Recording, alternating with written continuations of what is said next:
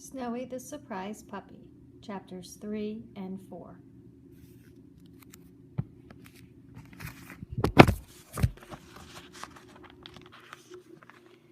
As Luke's mom opened the door of their home, warm air wrapped around Snowy like a blanket, snug and welcoming.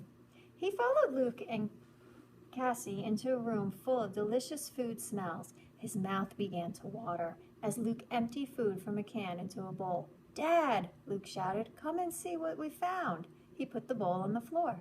Snowy ran straight to the bowl and gobbled the food as fast as he could. He learned from Beano and Barney that you must eat anything you find as fast as you can. Otherwise, some other dog might push you out of the way and eat it for you. He looked up at Cassie. She was much bigger than he was. Perhaps she would push him out of the way to gobble the food herself. To his surprise, Snowy saw that the big old dog was watching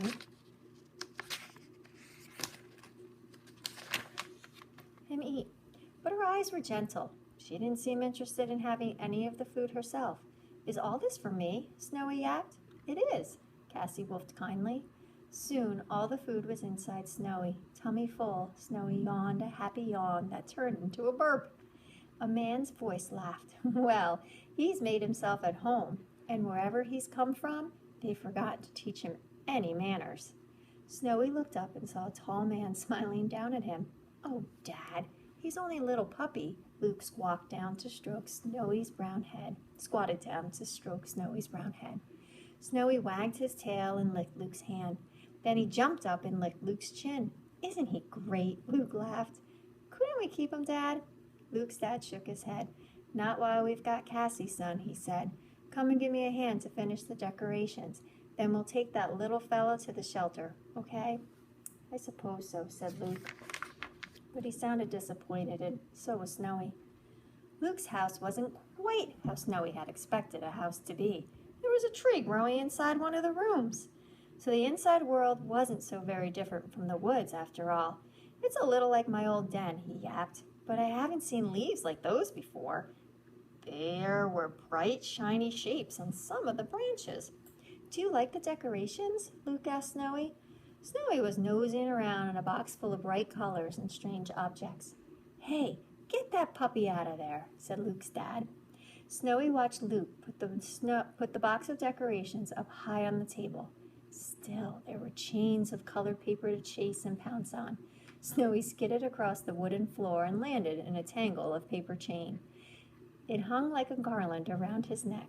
Luke laughed and picked up an end of the chain. "Hooray!" barked Snowy. "I've seen one of these before. It's a leash, and Luke's on the other end of it. That must mean he's my person after all." But Snowy was wrong. "Sorry, Snowy," Luke told him. "Time to go to the shelter." Luke picked the puppy up and carried him out of the cozy house. Cassie's gentle eyes watched from the doorway, and Luke's mom gave Snowy a fond pat as he left with Luke and his dad. Oh well, thought Snowy. He felt sad, but at least he'd be back with Barney and Beano. And besides, he had an idea. He wiggled in Luke's arms and turned to look at him. "It will be Christmas in the shelter, won't it?" he yapped. "And I'll still get what I want most in the world, won't I?" Luke didn't answer. He just held Snowy to his cheek and whispered, "I'll really miss you, Snowy."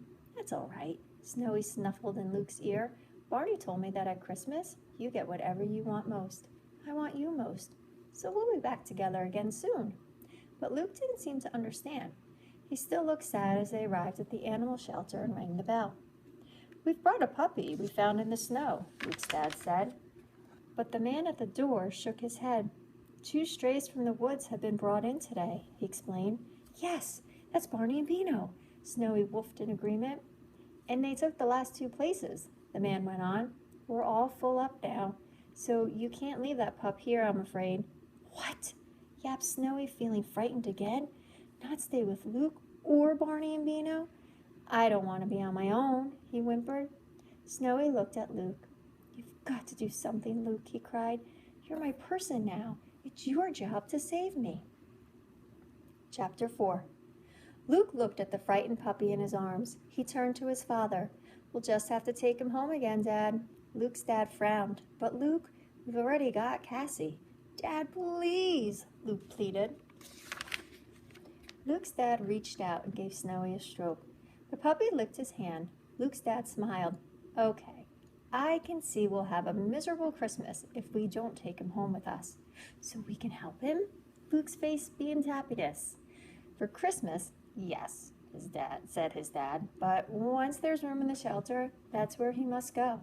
At least we'll have Christmas together. Awesome, Luke yelled.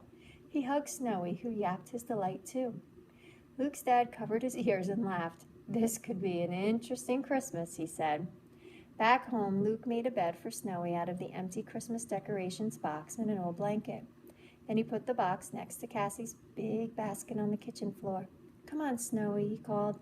Try out your new bed. But Snowy was far too excited to think about sleep. There were so many places and things to explore in his new indoor world. What's that puppy up to now? Said Luke's mom. Luke quickly took the glove that Snowy was tasting and put it out of the pup's reach. I was enjoying that, Snowy whined. Lucky for you, Mom's getting new gloves for Christmas, Luke told Snowy. He pointed to one of the gift boxes under the tree in the living room. You must behave yourself, Snowy, or Mom and Dad won't want you around.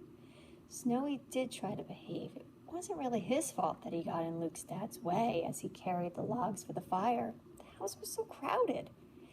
How is it that Cassie is 10 times Snowy's size, and yet Cassie manages to keep out of the way? Luke's dad asked, shaking his head.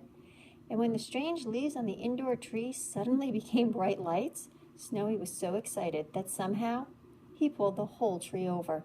Snowy! Luke ran to put the tree upright again. Luke's dad heard the clatter and came into the room. What's that pup been up to now? He asked. He was just admiring the tree lights, said Luke, brushing pine needles off his pants. I see, said his dad, smiling. Maybe a run in the yard would do both of you good before dinner. Luke and Snowy ran outside together, shouting and barking and chasing each other over the snow. Cassie followed them to the doorway and sat watching, her tail swiffing softly.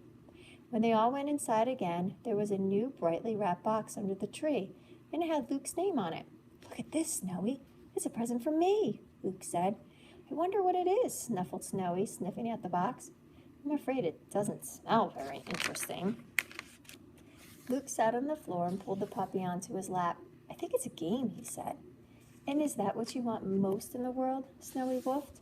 He licked Luke's ear. Barney told me that you get what you want most in the world at Christmas. But Luke didn't answer. Snowy didn't want to sleep that night. Perhaps if he closed his eyes, his new indoor world would disappear. Cassie nudged the puppy with her big nose. Go to sleep, little one, she woofed softly. Luke will still be here in the morning. Snowy yawned. Okay. Then he looked up at the old dog. She seems so sad.